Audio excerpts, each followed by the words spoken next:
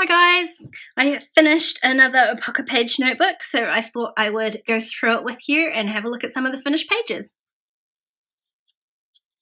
This one I actually did something to the cover which is highly unusual. When we were moving, I had found this set of chipboard pencils. I think they were from Studio Calico and I'd only used one. I didn't intend to use any other ones, so I figured I would use the rest of them to cover my notebook. I did peel a substantial amount of the chipboard off, and then I used multi-matte medium to stick them onto the cover. They did require a little bit of finessing and holding down until they actually stuck, because as you can see, this book is quite fat, but I did manage to get them to stick, and they've stayed stuck ever since. You'll see I did carry on my tradition of stamping the inside cover so I know when I have actually finished these notebooks. Now, if you've taken my class, my newest class, and I haven't told you all about my newest class, which is live at Big Picture Classes, the link is down below in the description box. This is one of the pages that I finished in the class, as is this one here, which I used the pocket page as a little transparent overlay to hold my journaling and use up a few transparencies.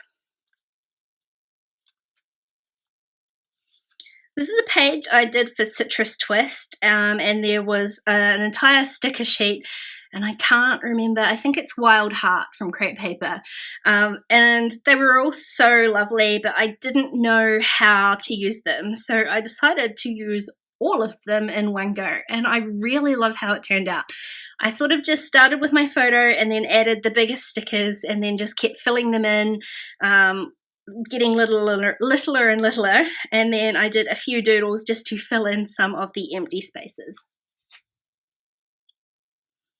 There's definitely a process video for this one. This is quite a while ago, using the Labels 102 stamp set from Kelly Stamps and a little bit of ombre ink to create my own pattern paper.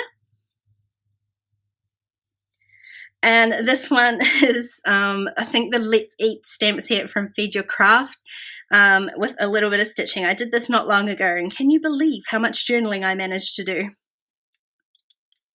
I added these sequins in as a last minute thing, and I'm so glad I did because they just make the page pop, I think. My sushi cake. I love this page. The stamping wasn't brilliant. It definitely wasn't how I had hoped it would turn out, but you know me, I just am more happy to get it done than to try and make things as perfect as they can be. But I also love having multiple photos on this spread. I don't do it very often, and every time I do, I really enjoy it. So I should do it more. This was the page from my Dearly D mood board challenge in May, and yes, you're right, there hasn't been one in June, so I am definitely going to try and get one up in July as soon as I can. Another page for Kelly Stamps with the donuts, and adding a bit of packaging in here, which I've got some more packaging sitting around to add into my notebooks at some point. This worked really well. I just cut down the pocket page to fit the packaging in. Could have used a fuse tool or anything like that, but instead I just did a row of stitching.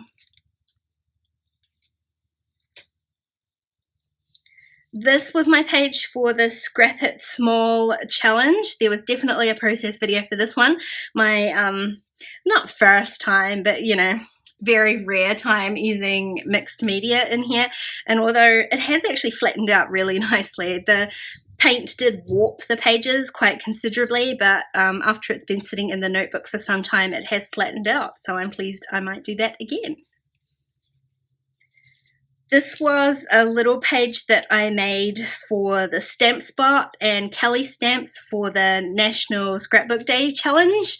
I love this stamp set. I hope you managed to grab yourself a free one because it is so handy. This Maker's Gonna Make stamp.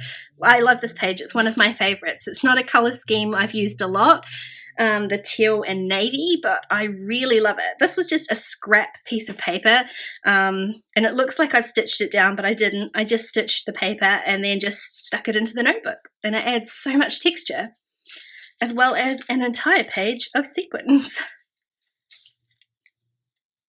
This was a little page from Citrus Twist last month, I think, with the, can't remember the name of the stamp set, but I loved this recharge one. It was perfect for the little bit of time I had offline while we were moving.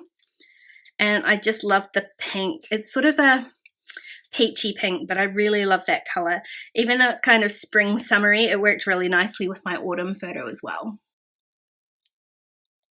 This page I did almost completely digitally. The only things that aren't digital are these flower embellishments that I just cut out and stuck onto the page. But all of these are from the Yeah Nah digital stamp set from Kelly Stamps, and I just altered them to kind of create my journaling.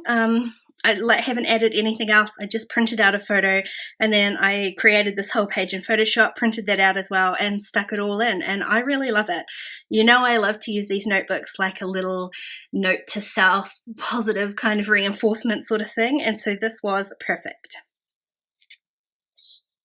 This is another page that I created digitally from the Feed Your Craft and Brandy Kincaid from the Show and Tell digitals. So I altered one of the cards to create this pattern, and I altered a second card. I just added the same color around the outside so that I could enlarge it to make it fit onto a traveler's notebook size page. And then I used a few of the printables to create some little embellishments, and the only thing else I've added are some little enamel hearts. And this was a second page from the Show and Tell kit as well. This was one of the 3x4 cards that I cut out to create my title. And then I used the stamp set to stamp these little TVs to create a pattern on this side. This was my photo, and I used some of the stickers from the set to add these wee pieces here.